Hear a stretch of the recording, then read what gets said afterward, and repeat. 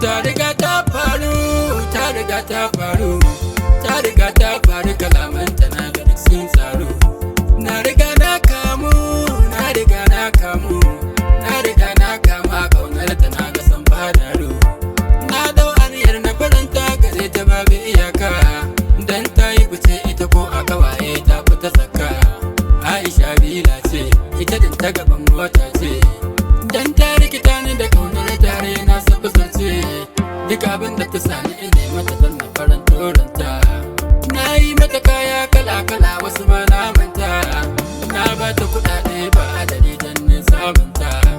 Wata ran ta faɗa min na zo gidansa na magana ta, sai ta ce kwana tara ma ya rage ta wuce ɗakinta.